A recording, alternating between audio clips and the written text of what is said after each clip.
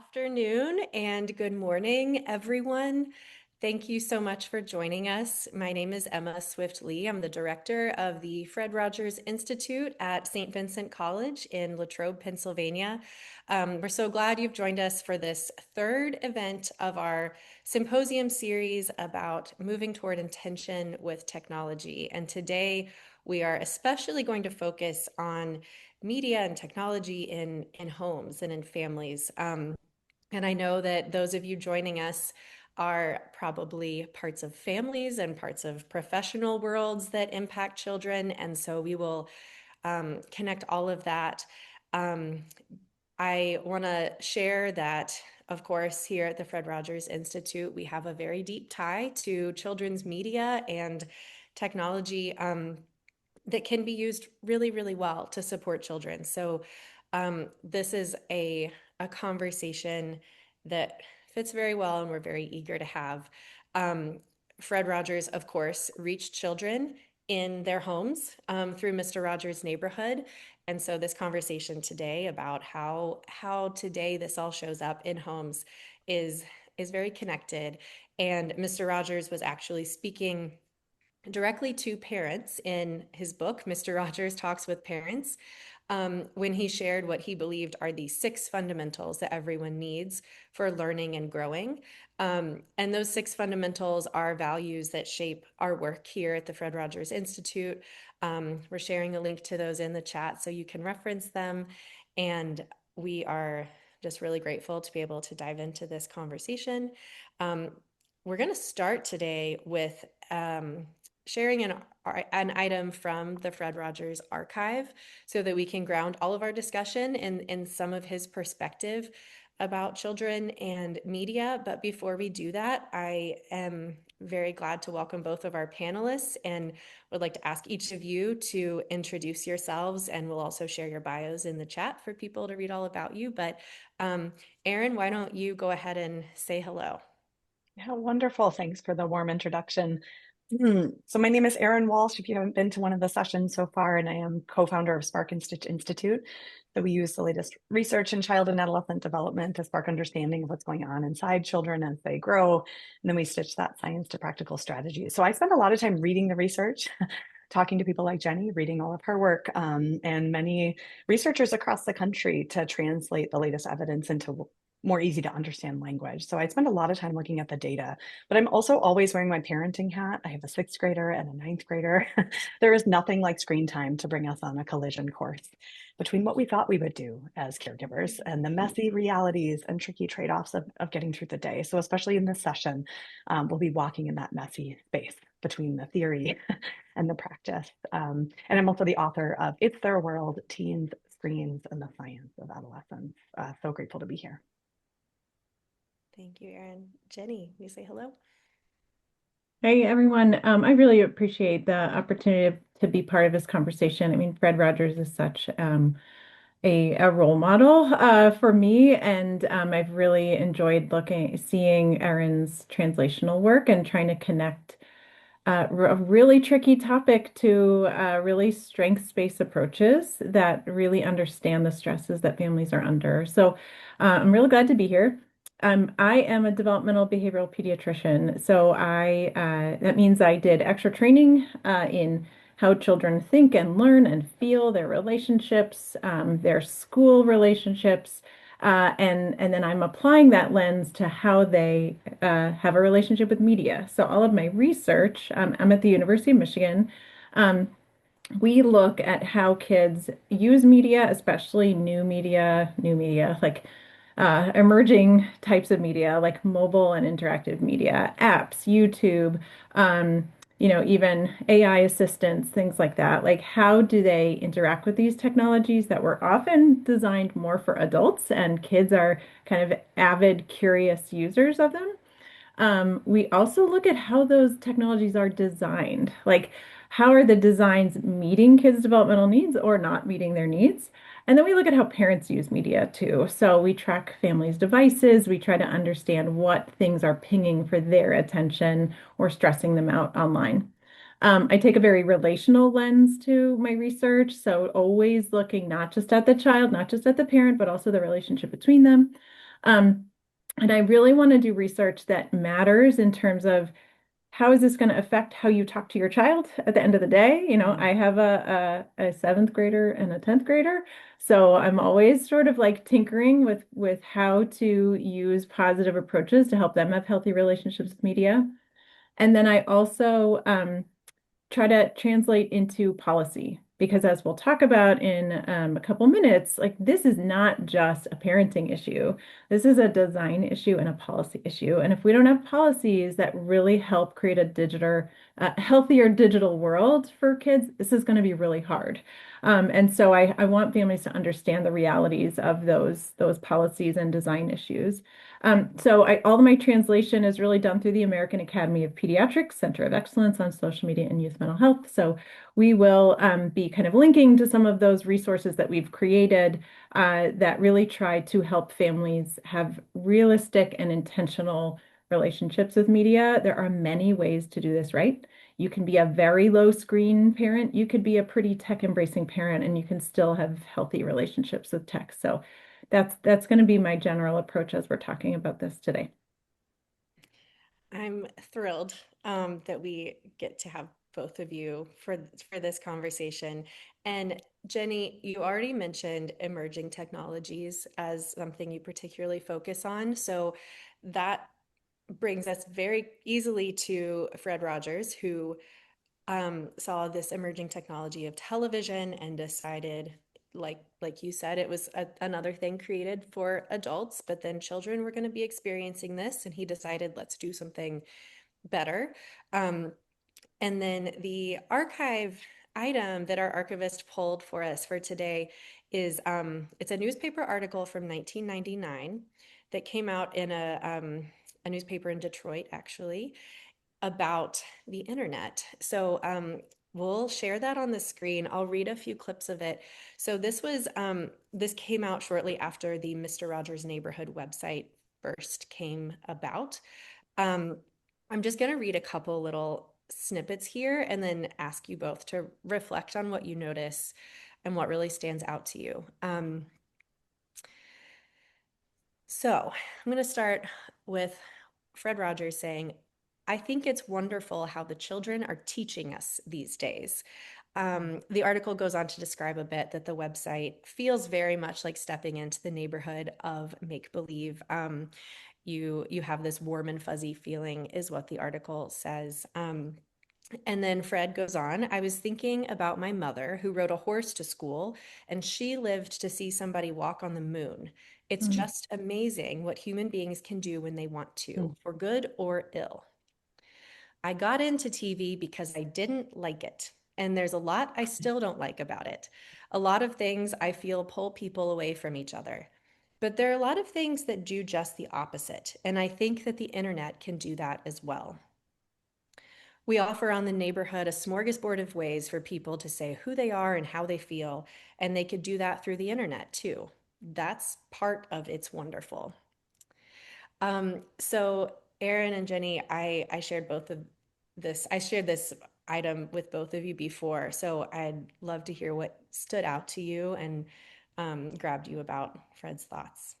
Yeah, I can jump So, in and then Pat. Oh yeah. no, Jenny, go for it. You go Oh, for I it. just think it's like when you see things through a child's eyes, which he clearly does in the way he understands the rapidly changing technology. Um, you're much more able to design for kids or to think what are the positive purposes Mhm. that we can put this new technology towards and have it, and clearly he's also a realist and is skeptical of the wrong ways that technology can be used if the purpose is not around family well-being. But I just think that really comes through as someone, and I feel like anytime I talk to someone who's a child therapist or a teacher or um, a pediatrician, we automatically kind of by default wonder, how is a kid experiencing this? And the more I've talked with policymakers or other leaders or even tech designers, I realize that's not their default. How is a kid going to experience this? And so I think that's just what really comes through to me is he was someone who really wanted to harness this really powerful force that was entering everyone's homes and say, let's make sure this is actually meeting the needs of kids. Yeah, so beautiful. The things that stand out to me, I love from what Jenny said, building on that, this like kids have so much to teach us. And I think often, especially when we're thinking about limits and boundaries, that we think of this as something we do to children. Like Mhm. we have to say the right thing and then this happens. And I think Jenny set this Mhm. up and beautifully in her brilliant research is always looking at that relationship. And I think Fred Rogers really was a model. And like, how do we turn towards our own kids with curiosity? How are they experiencing their forms of technology? What can they teach us? What are some of their strengths? And so, as much as we will talk about strategies that we might implement, that happens in partnership with kids and our own curiosity about their experiences. And then I just have to note this, that the website was as warm and fuzzy as a cardigan. I love that idea because I think in many ways we know that feeling. We know that feeling when we get to a children's app or we're watching a show with our kids and we have that. It's like, oh, this feels like a warm and fuzzy cardigan. I didn't have those words until you sent me this thing from the archive. And Mhm. to contrast that with some of the experiences that we have online, many of the experiences we have online do not feel that way. They like Totally. decidedly do not feel like that.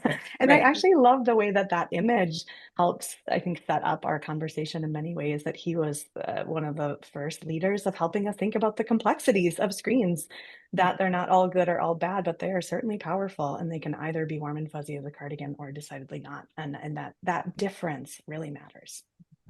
Mhm. Yes, let's keep using the cardigan example Yes, because please. that is like that can be your little like gut Hmm. check or your like when parents are wondering, what should my kids watch? I get that question all the time. Like, what is the good stuff?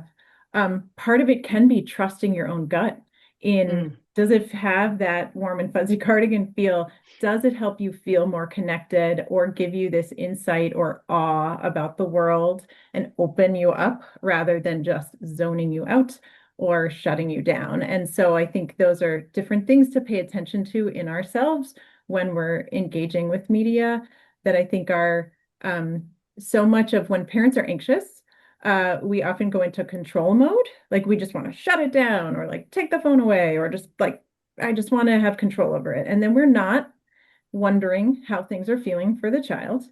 And we also may do things that backfire. Like if we try to over Hmm. control, kids may sneak their media or they may fight more in response. Um, and if we are over controlling and we're anxious, we're not pausing and reflecting on what's my gut telling me? How does this feel? Can I trust my own instincts around this? Um, and I want to make the point that we can be curious about what kids are feeling. We can follow their lead without being overly permissive. So Hmm. many parent people will criticize this approach of being like, well, why should we be asking the kids what they think? Like we just need to shut this down. It's out of control. But parenting is so much more effective when you wonder what is going on inside your child's head. If you are curious, you pause, you reflect, you be what we call mind-minded, where you're really thinking like what's going on inside that little noggin right there, you're more likely to effectively manage the behavior that the underlying driver of the behavior you Hmm. just saw, and then set the limits that are going to work because you still need those boundaries and limits, but there you need to kind of also couple them with some teaching and some support that's going to reflect what your child was struggling with in that moment. You can't just say like, I see the behavior, I shut it down. That's not Wash. as Yeah. effective. Right. I'm so grateful to hear you both speaking to the gut feelings that we have. This idea of the cardigan is really resonating. I'm also a parent. I have a 4-year-old and a 6-year-old, and it is very tempting to look for, okay, what are the rules? What do I need to know Totally. to do this right? Hmm. And what I'm hearing from both of you, who are you're speaking as the researchers, the experts in this area, and what I'm hearing you both say is that we can slow down and be curious about our children and be curious and pay attention to our own gut feeling about something, and that is that's a very valid and important way to make some of these decisions. So I'm just really grateful to hear that from both of you. And this this was not planned, but it just so happens that today we're about a month out from the release of the American Academy of Pediatrics' new policy statement. The title is Digital Ecosystems, Children and Adolescents. And Jenny, I'd love to give you some time to set that up for us. It's a really, really rich document. We're going to be sharing links to the chat as this conversation goes, and then everyone registered will receive all of the resources. But Jenny, if you want to take a few minutes and set us up for the rest of our conversation with what you want parents in particular to gain from this new publication. Yeah, I'm really glad the timing worked out that we could talk about this new policy statement. I'm really proud of it. I was the chair of the Council on Communication and Media that writes these screen time guidelines. As people know about them, they're like, what does the AAP say in terms of how many hours kids should get? The authors of this policy statement really wanted to move beyond just some simple screen time rules. Now, rules and boundaries are still important. Like you can have rules in your home that are like, no, we're not having a TV in the bedroom, or we are not going to we're not going to text and drive. Like, there are certain rules that definitely you want to have and you want to role model them pretty clearly with kids. There's other parts of parenting around media that because tech is moving so fast in the way it's evolving, we don't always have great research to inform every parenting decision we're making. So you do need to be kind of a creative problem solver, a dynamic thinker, where you're kind of thinking on your toes more about like what's going on here with my child's behavior and this new tech that they want to use. How do I, figure this out? In a way that helps me both understand what's my child going through and why do they want to use this new technology, and how do I feel about how this tech was designed, and how it makes money, and whether it's going to introduce risks or introduce more positive experiences or connections for us. So the way we thought about technology and kids, we really wanted to expand people's frameworks around or your paradigm of like how you think about kids and screens. The default thing we hear from parents, pediatricians is screen time. How many hours is this single dimension of kids' exposure to media? And it made more sense in the TV era of like, what's your screen time dose? Because as a researcher, I could ask parents, how many episodes of something did kids watch today? Or was the TV on in the background? Like, what's their exposure to this single source of media that's usually a TV in your home, or multiple TVs in your home? So as tech has evolved, it's become way more immersive and integrated with multiple systems around kids. And the way that kids form relationships with media and the impact it has on them is not just shaped by how many hours a day did you spend with that screen. It's shaped by multiple other factors that are these layers around kids. So if you've ever heard of the socio-ecological model, like we didn't invent it. This is Bronfenbrenner. He's a social scientist from years ago, but really created this very impactful idea, is that there's multiple circles or layers around kids that shape their well-being. So you have the closest circle, which is the child themselves and their unique characteristics. All kids are not wired the same at all. Then you have the family. That next circle is where you have the parent-child relationship and what the parent is going through, their levels of stress, their work-life balance, and all these other things that affect caregiver mental health. Then you also have other support systems and the way media kind of fits into those. So you might have, is media being used in ways in the school system or in your car or on phones or in your smart speaker? How is it designed? So we'll talk in a little bit about this idea of child-centered design versus more engagement-based design.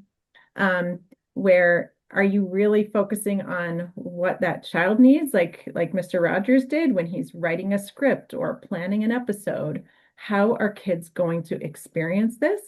Or are you more thinking of how many users can I get? How many downloads can I get? How many clicks per day can I get? How much ad revenue can I get? So those are often in tension with each other in the tech products our kids use. And there are design elements like algorithms trained based on engagement that make it more likely that kids are going to be offered really more extreme or emotionally arousing content compared to warm and fuzzy cardigan content. So that is a difference that I hear all the time, parents battling against the YouTube algorithm where they say, I need to be in the same room to make sure that my kid is being recommended things that I'm okay with. So why do those engagement-based designs exist? Well, then there's this outer circle of the policies. Is our government regulating technology? Are the companies hiring people that know how kids think, learn, and feel? Is there access to other things that families can do with their kids' time? So all of these matter when it comes to kids' relationships with media. And so I just talked about it in a very abstract way. Let me talk through it in just a couple minutes in a very much more practical way. So if you're a parent or a caregiver of a kid, let's say a younger child, um, how does temperament or emotion regulation of that child affect their relationship with screens? Well, we've done some research in my lab and collaborators' labs showing if you have a fussier infant, if you have a toddler who has more intense emotions and they are like, go, go, go, and they can't wait for things, those kids with more surgent temperaments or more social emotional difficulties are more likely to be given media to calm down and to try to extinguish those emotions. And over time, that gets in the way of them learning their own emotion regulation skills. There are some kids in my clinic who need extra practice and extra help from a caregiver or a teacher learning, how am I feeling? What should I do with this? How do I handle it? And if we are using media to kind of distract from that underlying developmental work that happens when you're having big emotions, you are more likely over time to have more emotional reactivity and more emotional distress, and actually more problematic compulsive media use. However, the content really matters. So if you are then, what I love about Daniel Tiger's mom is she taught me so many things when my kids were like 3 and 5 about how to sing a song when you're in that rough moment of stress, right? So here's where we get the caregiver. If you're creating media that understands the relational context, meaning there's a caregiver in the room with this kid. Let's include a few nuggets of ideas for that caregiver. That is golden. That is amazing because it not only affects the caregiver's skills. I sang so many songs, Grown-ups Come Back, When You Wait, and my kids fell for it. Like I'm a singer as a parent, like I just love singing and making up nonsense. So there's part of this playfulness that we can do to help manage a difficult moment with our kids. And when we see a role model of a parent on a screen, like Daniel Tiger's mom doing that, it just gives us new parenting ideas to try out. The other thing that really matters about parents is that I started researching parent mobile device use about 10, 12 years ago. And I started interviewing parents who said, it's so different having a smartphone compared to just a landline. It feels like the whole world is in my pocket, in my lap. So we have to recognize, not just blame parents for like, you're distracted around your kids, you're like fubbing and missing all these critical moments with your kids. But we can say, what are the designs that are keeping parents on their devices too long? Because parents don't love it either. They're like, I just scrolled and scrolled and scrolled, and then I didn't sleep enough. Or what are the other stressors in parents' lives? Financial stress, job stress, their own mental health issues that then affect how much they use media or how much bandwidth they have to work on parenting around media. And then the last point I'm just going to make is kids spend so much time with digital products, right? Hours and hours a day, especially teenagers. And yet these products are not regulated for safety. So we often think that cars have safety regulations, toys have safety regulations, food has safety regulations. Right now in our country, tech does not. So that's why it feels so hard to be parenting around these ubiquitous products that are moving really fast and that don't have a lot of safety regulations to say, hey, you've got to let kids go. Kids have got to go sleep or focus in school. Or having the sorts of policies that give us parental leave so that we're not super stressed when we have young kids, or that give us free or low cost childcare. We have found in our research that when parents don't have childcare, their kids watch more YouTube. It's like not surprising, but we need to think of those structural factors that affect how media is used. So all this to say, I'm going to stop sharing so we can talk a little bit, but screen time doesn't occur in a vacuum. There are lots of other layers and factors that shape how media affects kids. So we can't put all the onus on parents. But it doesn't mean parents are off the hook. It just means you can do this more intentionally by understanding, you know, what sort of help do I need to parent if you have a child with difficult emotions, um, or what breaks do I need to take from my own media use, or how do I choose media that's giving me warm fuzzy cardigan and not this feeling of losing control and not getting us enough sleep or arguing with my kids or not liking the like rude influencer who is, teaching my kids, bad habits. You have the power, totally have the power to make those sorts of decisions of which tech your kids consume and when. And I think like switching the script a little bit away from like, oh, we're all so overwhelmed to like, no, we can totally make some intentional decisions. We're not going to be perfect all the time. We're going to mess up and we'll learn from our mess ups.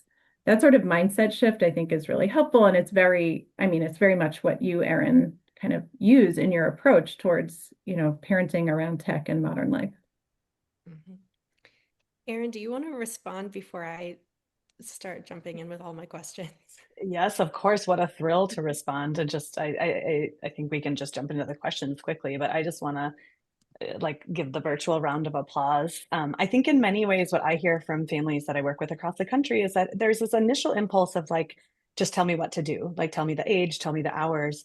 But I think if we sit with that for long enough, what I hear from a lot of families also is that sometimes rigid one size fits all solutions also tend to fall apart when we get home. And that a family that's parenting across two households and doesn't have access to childcare, or a parent who's like, yeah, my friend said to just do this, but my kid isn't reacting that same way. And I think the reality is that sometimes those one size fits all solutions, again, this does not mean there isn't some general guideposts that can be helpful for us, but pretending like we can strip tech out of the context of our lives and the complexity of them, I think actually ends up individualizing the harm and individualizing the challenge in a way that undermines our sense of agency. It can make us internalize feelings of failure and shame that actually shut down like our capacity to be curious and our capacity to be in relationship with our kids. So I just think at a time where there's a lot of really simple narratives about kids and tech, I really do hope that this offering of really looking at a digital ecosystem is not just about, theoretical models that sit up here, though those are important, but I think that they actually do respect the lived experiences of kids and families in ways that I hope folks here today feel like it offers some guideposts, it offers something to lean on, and some really important questions to ask, and a lot of self-compassion to offer ourselves as we parent in a time, in a digital world that wasn't made with kids at the center. Mm-hmm. So I would like to hear from both of you. What would you say to a parent who comes to you and says, I know that I've been using screen time to support my child in calming down when they need to? Like we're a family, like we've been relying on technology more than I want to for this emotional regulation stuff you're talking about. Mm-hmm. Um, how do I break that pattern? It's feeling really hard. Um, Imagine this is a parent like most of us who doesn't have the structure of everything that we really deserve around us to support our parenting. So what do you say to those parents who are knowing they have that gut feeling of I want to reduce my reliance on this kind of media and the way I'm using it in my parenting, but it feels so hard to make this change. What do you say to those folks? Can I just note one thing, and then I think Jenny will have tons to say about this, but I want to just note, Emma, that you said the word pattern, which can just be helpful for us as parents. To look at patterns over time, that like the one time you're trying to get through the grocery store and your kid is like melting down and you hand them a device. This is not a time to be like, oh my gosh, the American Academy of Pediatrics told me I'm the that, worst. right? Like right. Like children develop in patterns of relationship over Mhm. time. So it can be really helpful to just like go up to 10,000 feet and be Mhm, like, mhm. is this every time my child gets dysregulated or I get dysregulated that I turn to my phone? Is this starting to become my go-to strategy, or is it just something that I use sometimes because life is real?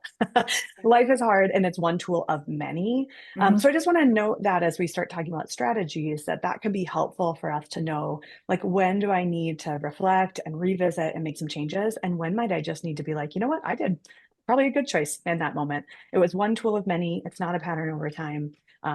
Go parent.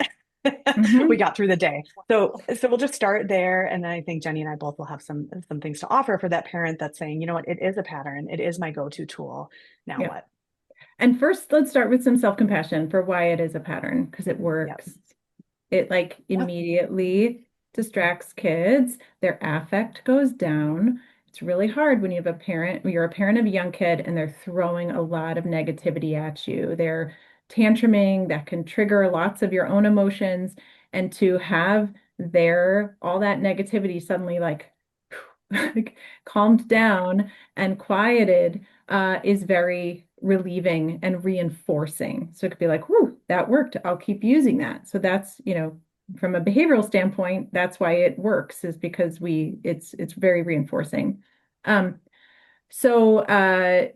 the downside is that then the child can start to expect it as their go-to calming strategy, and you as a parent don't get as much practice in how can I handle this. So it might wear away your own self-confidence in your ability to handle your child's distress. Distress tolerance is a big part of modern life right now, and we're finding that parents and teens who don't have a lot of distress tolerance often go to media as a way to extinguish that negative feeling that you're feeling, right? So see this as an investment in their long-term emotional health, that they will learn not to go to media as their main coping strategy. So what can you do instead? One is watch some Daniel Tiger together. There is actually like randomized trial evidence that when parents and kids watch Daniel Tiger together and use those songs, you have better growth in social and emotional skills. So if you watch together, you learn those songs, or like other PBS kids shows that involve some sort of like role modeling um, of coping with emotions, you can then use those. Media in early childhood works best if you can launch and transfer what you see on the screen to your child's real life. So imagine that you kind of watch it and sing those songs together, and then your child is getting stressed out in public somewhere, and you sing that song and it works to help regulate them, then or distract them. That's ideal. Um, you may have a child who is um, neurodivergent. They might be more emotionally dysregulated. They might have been premature and therefore be more, have more difficulty with their attentional control. Then it's okay also to get some help from a professional. It could be early intervention. It could be talking to your child's childcare or preschool teacher and being like, what are your tips for how you help him or her calm down when they're overwhelmed in the classroom, or like help me learn a few strategies for this. Um, I really liked one quote I heard from a parent of a child with ADHD who was like, I got a regular driver's license, but this is like driving a Mack truck. So I Yeah. need extra skill development to know what to do in this moment. And that's what I see myself and other therapists as those who kind of help build some of those skills. So, short answer is switch out the content, Yeah. work on some other skills that help manage those emotions, and don't be too hard on yourself, because then you might just become avoidant and be like, forget it, it's hopeless. We want you to have a mindset of like, we're going to work on this and it's going to take some time. Mm-hmm. Yeah, I just want to reinforce what Jenny didn't say, which was just like, just use your phone less. Right. Like, I think sometimes there's like parents should just stop doing that. And then this idea that we need to have replacement skills. Like, what do we Yeah, yeah, do with right. big feelings? Like, what do It's I serving do a as a function. parent? And it's like my child's skills and my own skills. Like, what do I do when I feel like I just want to yell? What do I do when I feel like I'm, what are the sorts of things that we're going to replace the screen with? Yeah. So I just want to reinforce that reminder, and that it takes time. The difference between handing our kid a device where we get that sort of immediate relief, skill development is like this developmental process that takes time. Parenting, learning new things and learning how to manage our own feelings takes time. So it does take extra patience, and it's sort of that delayed gratification of what's the purpose here. It's not just to get through the day. The purpose is to raise, a kid who knows how to have big feelings and learn how to manage them without hurting themselves or other people, which is sort Yeah. of this longer, it's a longer process. So we need support. We need people to cheer us on. We need to acknowledge when it's like, oh, I messed up. How do I repair? It's going to feel a little messier, but that's why we need to sort of lean on our circles of support. Yeah, I'm so grateful to hear the compassion that both of you are expressing and sharing. Um, and I failed to say at the beginning, for everyone listening, if you have questions you'd like for us to discuss, please share those. There's a Q&A feature, so we don't lose them in the chat. I wanted to give you both the chance to talk more about selecting high quality and well-designed media. And um, we've been talking about Daniel Tiger. I am allowed to be biased and talk about all of what Fred Rogers Productions creates. And you mentioned Daniel Tiger's mom, and I happen to know that at Fred Rogers Productions, they're very intentional that the adults um, in their shows and content are positive adults. If you think about, there's a lot of children's shows where the adults who show up are kind of aloof or not even there. And it was an intentional choice that Fred Rogers Productions as a media company made to say the adults are going to be positive people who can be trusted. So that's something I'd love to hear from both of you. And particularly if you could kind of gear it toward like these older ages. Um, we've talked about the gut feeling. What are the signals that parents can look for to say this is something high quality and well designed? And also, what are the things that you advise parents to be really cautious about? I'll let you discuss.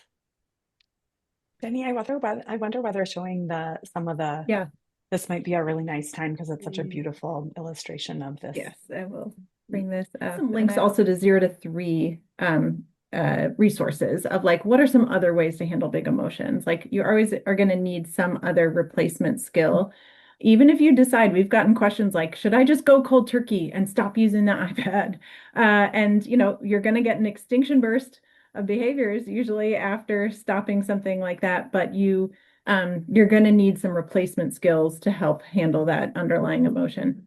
Okay, so on to quality. This was an infographic created by American Academy of Pediatrics to help parents understand some of the design features and content quality features that help you understand, is this tech product mostly designed to grab your attention and hold on to it, because that's how they make money, or is it something that's going to be more of a child-centered, warm, fuzzy cardigan experience, right? So things, they made up this mnemonic of screen out, but you can see that something like streaks is a reward that brings kids back every day. We have analyzed hundreds of kids apps on the App Store and found that so many of them have these gimmicky rewards of like, come back every day.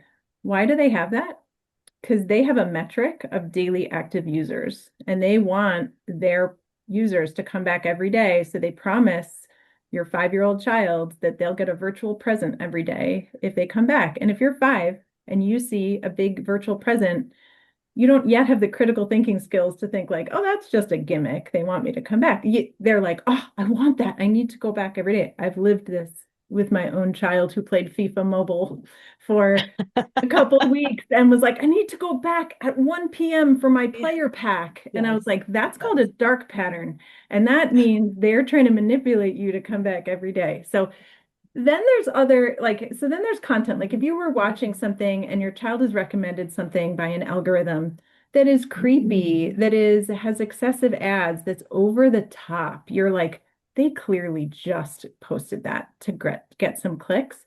We need to teach our kids about the attention economy, this idea of like everyone's competing for our attention. Why did that YouTuber or influencer post that? Why are they driving a Lamborghini? Why are they eating all that delicious looking cake? It's clickbait. It is an attention capture design that they know that kids can't resist. So if we can teach them about these design approaches that usually indicate a lower quality experience and more just an engagement-based experience. There's also things like escape is hard. It's hard to unstick your brain from that content or uh, that platform. Another example is my older son during the pandemic, a 10-year-old on virtual school couldn't stop watching Mr. Beast. And he told me he was like missing all this classwork and other stuff because it was just too tempting. He couldn't resist seeing all of these, like all this money, all these challenges, all these yachts. So that's like the the things that grab your brain and don't let go. And as a parent, you'll experience this as like he'll never put it down or she won't transition away and come to dinner. If you have some technology like that where escape is hard, maybe try an experiment where you stop using that video game or you put a timer on that social media app or you switch less YouTube, more PBS Kids, where you're doing your own experiment to see if you're using a technology with less engagement prolonging designs, maybe it'll be easier to transition and maybe they won't see as many like excessive kind of over the top attention grabbing tactics or toys or things like that. The last thing about engagement-based design is that if we're all competing for attention and clicks, it means that kids are going to see content that they didn't search for. And I'm hearing about this more and more in terms of like, my kid went to this platform looking for, Pokemon stuff, and they wound up seeing, this other kind of scary stuff that's like slightly related or the same sort of viewers who love Pokemon wind up watching this other scarier content.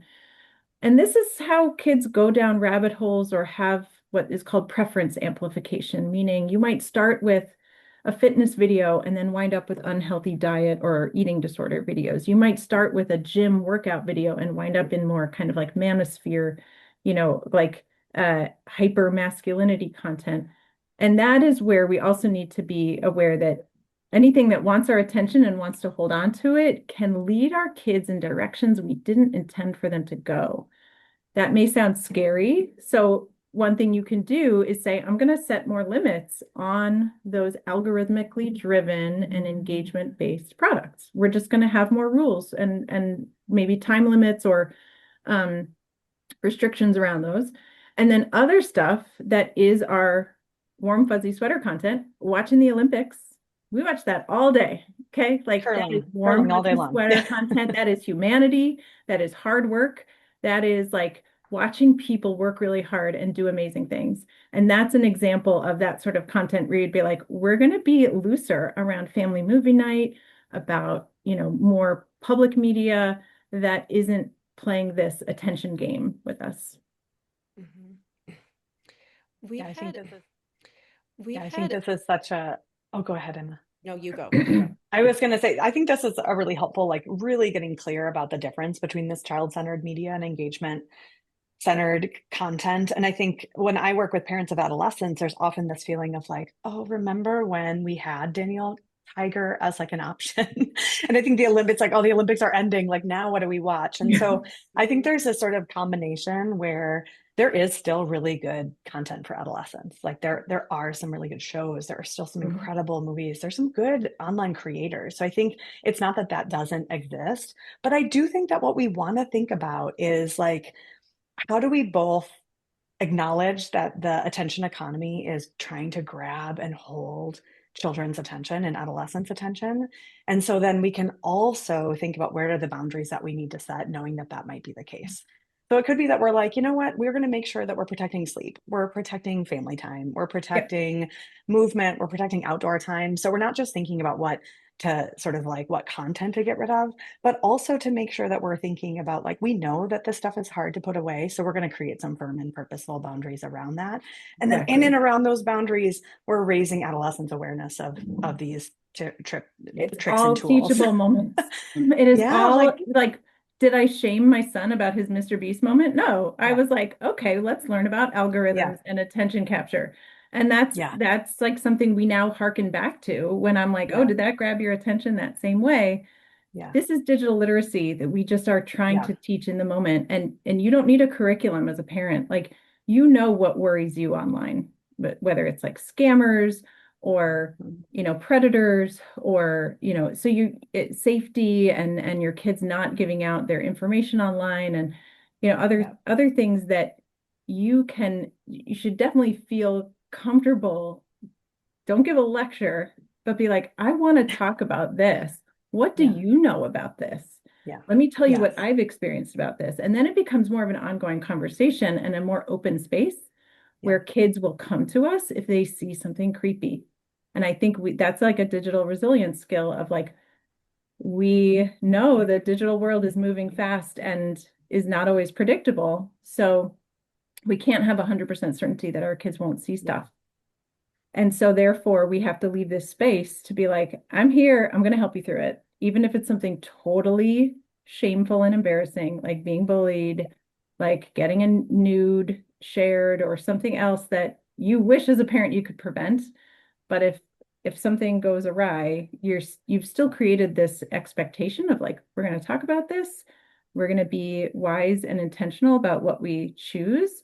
I want to go back to Erin, what you said, like long form content, like TV shows, streaming stuff, movies. Like if that's if parents want one kind of simple rule, is like short form hmm, content is usually kind of trying to grab our attention very quickly, hmm, and like longer form yeah. content usually has screenwriters, There's a producers. writer's room, there's a Right, character. exactly. A Yeah, lot of creativity, less AI. So yeah, you get more of this human creativity that can influence your child, and great storytelling. I mean, I love watching like The Pit with my kids, hmm, or movies that I watched as a kid, because you just get all these unexpected moments where you can be like, oh, let me tell you a story about a time that happened to me. And I yeah, think that's how media connects. Back to the Fred Rogers example of like, if you can create media that creates moments for connection, and then your gut check as a parent can be like, that accomplished that for me. This was a connector, not a disconnector. yeah. Yeah. Wow. Um, so the question, we've had the same question come in a handful of times, and you've already been getting at it. So I want to give you a chance to share more. Um, you were talking about for older children, like making sure that communication stays open, like please, about what they're experiencing. Can you speak a little bit to how parents can talk to young children about why why we're not going to watch TV right now, or why we're going to limit our time. I have some questions about like I don't want to enforce this like, oh, the screen is some magical thing Mm. that we're going to have that scarcity mindset around. So how do we talk Mhm. about that with younger children? I can add one thing, and then again, Jenny's like the master of all of this. But I think sometimes starting with our family values, like Yeah. starting as opposed to going right to screen. Sometimes we jump right to like, okay, a list of places you shouldn't go, a list of things you shouldn't do. And a lot of it really is like, okay, what do we need to do to stay healthy? What do we need to do to stay connected? So we have these bodies and brains that need to move. We know that we want to spend time together as a family because we care about each other. We want to learn and grow. For young children, right? That means we're going to play. We want to spend time in the natural world, like whatever those things are for us. And so then we can start talking about, so how do we make sure that our screens help us? Make sure that we're prioritizing those things and that they don't get in the way. So sometimes starting with the things about our family that we hold dear, that are our values, and what it means to stay healthy and whole humans can then become the skeleton that we can kind of hang some of our media agreements around, and using the American Academy of Pediatrics like family media agreements and these other conversation starters that can help us think about those things, and even in terms of content, right? So our value is that we treat each other kindly. And what I noticed in this show is that the characters are not treating each other the way that I would want you to be treated, or that I try to treat other people. And so we're going to pick shows in our family where blah, blah, blah, right? Fill in the blank. But it's not about TV, good or bad. If you do this, you get TV, but it's really thinking about what are our core things that we want to nurture. And then that becomes more about, when do screens help? When do they get in the way? Yeah, 100% about like what your family values, what you want to get done in a day. Make it about what other than screens you want to do. And then having screens at a really predictable time of day can help, because little kids are so routine driven, and they learn a lot by watching, not just what you tell them. So if you can show that in your household, screens have a time and a place, that also just helps set that norm through informal learning. And then use the times where you overdo it with media as learning moments. So it was a snow day, or like we just all just vegged out all day and we watched all this media, and then we were just like cranky and irritable at the end of the day. If you have a moment like that, like use it as a learning moment to be like, do you remember the time we like missed out on that beautiful day because we were all just stuck on our screens? Then let's not do that again. So don't use that as like a shame-based moment, but more as like okay, like the kids need those concrete examples of when something didn't feel good and why that motivates more more of the positive things you want to see. All the things that Erin listed have natural rewards to them, like loving being outdoors, moving your body. They're not like a video game that has like little rewards every level or like perfectly timed. So they get kids used to having this internal motivation and like natural relaxation or positivity coming from just loving doing a thing. Like I love to run, I love to play, I love to do dress up, I love to read, sit and look at a book. Those making space for all of those is really important, in addition to like and this is the time and the place for tech. We Can I have just a make one? Oh, go ahead. Oh, I just wanted to see if Erica will put in the chat our reboot handout, which is about like doing an inventory of your day and your household, of like where do we want tech to be and what are the alternate activities we want to foreground or prioritize. That just helps parents think that through a little bit more logically. Yeah, and I was just going to also add in this, we've been talking about limits and where to set them, and I think in some ways we then are like, we go home and we're like, oh, okay, now we're going to prioritize outdoor time, and it doesn't feel that smooth. Like it feels overwhelming. So I think one of the things that can be helpful is to also talk to kids about that, in the spirit of this question of how do we talk to kids about content, also talking about those transitions. As adults, we love to bring children from like a highly engaging, rewarding experience called screen time or digital media time to like the doldrums of adult directed things. We're like, after you're done with your tablet, wash your hands for dinner. And they're like, I just went from euphoria to like, I see no value in washing my hands. Exactly. And that's not to say that we want to have those transitions be like, we're just throwing, parties for them every time, but we can teach kids like sometimes after our brains are like really engaged in a screen, we're getting a lot of rewards, and then we can feel irritable, we can feel grumpy, we can feel overwhelmed. That's just part of having a body and a brain and coming off of a screen. So what are some things we could do to sort of recharge our brain in those moments? So instead of going right to hand washing, my kids used to be like, we're going to run up and down the stairs as fast as we can 10 times, because they actually didn't like how they felt after gaming. Even though they loved the games were great. They were just grumpy, and like the post-screen blues would set in, and having them brainstorm ways like, you know what? feels really good to our bodies is physical activity. Or so they can get engaged as we talk to them about what's going on in their brains, and it's less you're a bad kid that you are Yep. grumpy after screen time. But this is kind of part of how we take control and have a little agency, and they can brainstorm some ideas. So we can talk to kids about those things just as much as what they're watching on the screen as what's happening inside them. Mhm. One last question that I want to squeeze in here. For adults who have capacity and feel eager to advocate for community norm shifts and policy change, we've been talking about parents, and you opened with um, this is much bigger than just parents making decisions inside homes. Where would you suggest those folks direct their efforts? There's a couple layers. So Yeah, one is this in is the Jen. This is community. great for Jenny. Community layer is like availability of library programs, other free like after school or other programs that allow parents to kind of see other parents and kids to see other kids. Another is in schools. So I've heard a lot of like elementary school advocacy wanting to make sure there's enough balance of intentional screen use with not overuse of like one-to-one devices. So you can also get involved with your school and start off by asking questions. Don't come in hot and be like, I'm sick of all these screens. Start more with like, what else can we do? And then if you like state level advocacy, there are lots of states passing kids online safety laws that involve data privacy or safer product design. And you could definitely, they're always looking for parents to speak up about what your experiences have been. It's fantastic. I Thank you both so much. This was such a great conversation. We will be collecting and sharing all of the information and resources that were shared and sending it to everyone. This conversation and all of the resources will be available on our website. I know I learned a lot, and I want to invite everybody to join us in just a couple of weeks for another conversation.